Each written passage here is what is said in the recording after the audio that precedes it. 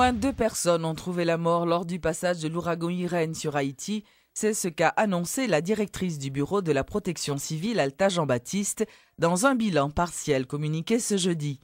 Madame Jean-Baptiste a fait remarquer que des dégâts matériels ont été enregistrés. Plusieurs têtes de bétail ont également été emportées à l'occasion du passage de l'ouragan. Nous avons un bilan de 2 personnes qui mourent.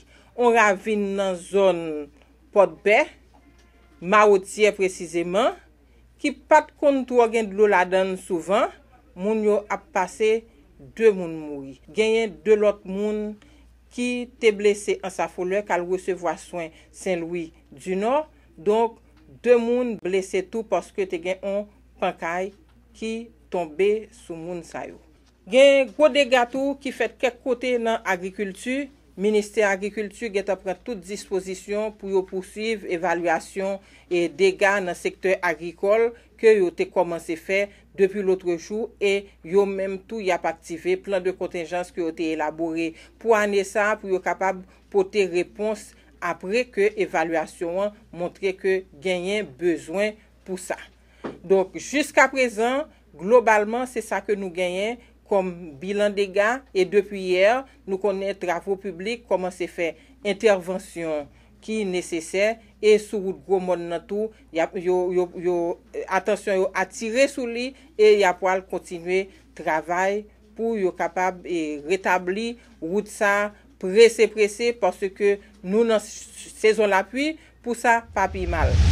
Pour sa part, le directeur du Centre national de météorologie d'Haïti, Ronald Semelfort, affirme que l'ouragan Irène ne représente plus aucune menace pour Haïti puisqu'il s'est éloigné définitivement des côtes du pays. Alerte là par rapport à un cyclone, il levé. Alerte là par rapport à une très forte pluie, il levé. Mais avec mention gain risque inondation étant donné sol là, il est très saturé partout que ce soit dans le nord, dans le centre et puis dans le sud. Sol pays est très saturé, capacité d'absorption très bas, donc n'importe qui quantité la pluie nous recevoir est capable et provoquer des débordements côté capable gain inondation encore.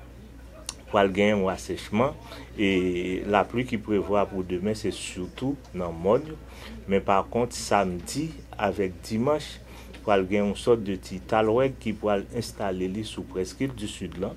Et c'est une petite dépression qui peut l'installer sous presqu'île du sud là. Lui-même il peut bailler orage ça est capable de vivre dans l'ouest, il est capable de vivre dans la Tibonite et dans le centre nord pas là-dedans. Non pas besoin rien dans la pluie ça dans l'orage ça mais reste côté même si c'est dans presqu'île du sud dans l'ouest ça peut l'installer samedi et puis avec dimanche il est capable de gagner orage et pour et week-end samedi orage de telle sorte que lundi nous pourrons c'est un masse d'air sec encore qui pourra retourner vingt ans mais coller sous pays d'Haïti activité la pluie pour rebaisser encore et lundi. Donc c'est ça qu'on nous dit à l'étlan conditions météo retourne à la normale. Toutefois, M. Semelfort annonce la formation de la 10e dépression tropicale jusqu'à présent selon lui qui ne représente pas encore de menace pour notre pays. L'ouragan Irène gagne en vigueur et a été classé en catégorie 3 mercredi en passant sur les Bahamas en provenance des Caraïbes, ce qui devrait l'amener à remonter la côte est des États-Unis le week-end prochain à partir de la Caroline du Nord. Premier ouragan de l'année à menacer sérieusement les États-Unis côté Atlantique, Irène va sans doute encore s'intensifier dans les prochains jours en dépassant l'archipel des Bahamas.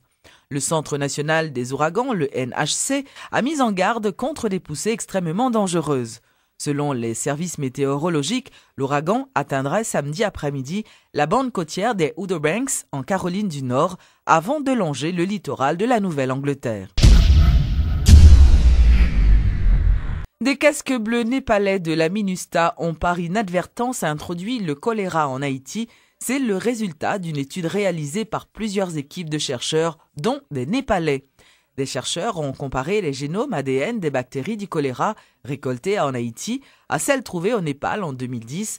Un nouveau contingent des casques bleus était arrivé en Haïti au dernier trimestre de 2010. Les conclusions de l'étude, publiées le 23 août dans le journal en ligne Mbio, sont sans appel. Les 2 génomes sont identiques. Interrogés lors de leur traditionnelle conférence de presse hebdomadaire, les responsables de la mission onusienne n'avaient pas voulu commenter ce dernier rapport. D'un autre côté, ils ont démenti formellement être responsables du déversement de déchets à Hinche ou ailleurs sur le territoire haïtien. La MINUSTAH rappelle que le camp de Hinche est équipé depuis le 15 juin 2011 d'une usine de traitement et de destruction des eaux usées et des déchets qui se trouvent à l'intérieur du camp. Les eaux usées et déchets sont déversés dans cette usine 3 fois par semaine, les lundis, mercredis et vendredis. En aucune circonstance, ces eaux usées ou autres déchets ne sont transportés à l'extérieur du camp. L'existence de cette usine de traitement des eaux usées et des déchets peut être aisément constatée sur place. Le traitement des eaux usées et des déchets, destruction de déchets qui existe à Hinche depuis le 15 juin, de sorte qu'aucun déchet et aucun eau usée a besoin d'être traité hors du camp. Ils sont traités à l'intérieur du camp depuis le 15 juin. Donc il n'y a aucune raison pour laquelle aucun camion ne circule avec des déchets de la MINUSTAH dans la zone. Nous, au niveau des Nations Unies, on n'a plus rien à dire sur l'origine du choléra en Haïti, parce que ce sont les experts indépendants qui ont eu la parole et qui ont eu le dernier mot par rapport à ça. Maintenant, vous allez avoir toujours d'autres experts qui vont faire leurs commentaires et qui vont donner d'autres explications. Hier, j'ai lu un article où il y avait un expert qui disait que c'était le Bangladesh, le pays d'où la souche de choléra qui était venue en Haïti était sortie. On va en voir plein. Nous n'avons pas de réponse à chaque expert indépendant. Nous suivons les recommandations du rapport qui a été rendu public par le groupe d'experts nommé par le secrétaire général. Point final. Les occupants de plusieurs camps d'hébergement commencent à vider les lieux. C'est ce qu'a annoncé l'Organisation internationale pour les migrations OIM dans un rapport. Selon ce même rapport, le nombre de personnes vivant sous des tentes est passé de 634 000 à 594 000, soit une diminution de 61%. De juillet 2010, lorsque les mouvements étaient à son apogée, jusqu'à juillet 2011, la population vivant dans les camps a diminué de 61%. Donc, ce qui fait que nous avons environ 39% d'individus vivant encore sur les camps de déplacés. Et à partir de mars 2011 jusqu'à juillet 2011, les mouvements de la population ont diminué. Disons que la population diminue de 6 à 7% environ depuis mars 2011 jusqu'à juillet 2011. Donc, je reprends les faits saillants. La population de déplacés est maintenant à 594 000 individus sur le territoire national Port-au-Prince et les régions du Sud. Le parquet de Port-au-Prince et l'unité de lutte contre la corruption, l'ULCC, se bousculent pour l'enquête sur les cas présumés de corruption au ministère de l'Intérieur et des collectivités territoriales.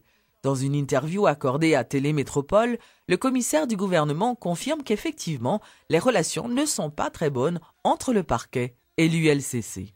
Il y a quelqu'un qui est sous enquête. Et l'ULCC a auditionné le ministre de l'Intérieur. Et le directeur de l'ULCC a adressé une correspondance au parquet dans laquelle il se plaint de ce que le parquet est en train, de son côté, de poser des actes d'enquête. Et il a acheminé une copie de cette lettre au ministre de l'Intérieur, qui est sous enquête. C'est plus qu'un impair. C'est extrêmement grave. Quelqu'un qui est sous enquête, vous avez adressé une correspondance au chef de l'enquête, le chef du parquet qui vous a demandé d'enquêter. Vous avez adressé une correspondance au chef du parquet et vous avez osé acheminer copie de cette correspondance et au ministre de l'Intérieur. Nous avons réagi à cette correspondance et pour lui demander de se ressaisir. nous allons envisager quel autre acte posé dans le cadre de cette affaire, mais la lettre lui a été acheminée et nous lui avons dit c'est pas possible d'agir de la sorte. Le directeur de la compagnie de téléphonie mobile Voilà, Robin Padberg, était ce jeudi au Grand Corps. Monsieur Padberg affirme qu'il a été invité par la commission TPTC du Sénat dans le but de fournir des informations sur les difficultés auxquelles fait face le secteur de la télécommunication en Haïti. Nous avons une loi en vigueur qui sont lois des télécommunications qui dataient de 1977. Mais messieurs, loi ça n'a pas même prévoir téléphone mobile là, voire le 3G, voire l'Internet à haut débit, voire le fibre optique. Nous avons besoin pressant de justement mettre nous à jour et d'actualiser tête nous et de commencer à voir qui j'en oubral et justement réguler différentes activités. Et si nous parlons est-ce que nous t'ai parlé de Natcom? Oui, nous t'ai parlé de Natcom, mais nous t'ai parlé de l'autre opérateur tout. Et à chaque fois que nous allons introduire une nouvelle technologie, quand un nouveau acteur qui rentre sous le domaine-là, nous n'avons aucun problème avec l'arrivée de Natcom. Nous souhaitons le bienvenu sous ma chère. Et nous avons un contrat d'interconnexion avec compagnie depuis très longue date. Et son relation que nous commençons ouais, et que nous commençons à tester. Et que là maintenant, tout bagaille avec Natcom enfin. Tout en tant qu'opérateur, nous avons obligation d'interconnexion avec l'autre opérateur. Et pour nous, c'est un bagaille de base, d'un bagaille standard. Et nous faire face à l'obligation par nous. Mais maintenant, pour faire des suppositions ou des jugements sur l'autre opérateur, ça c'est pas place moi, ça c'est des questions qu'il faut poser à DG et Digicel.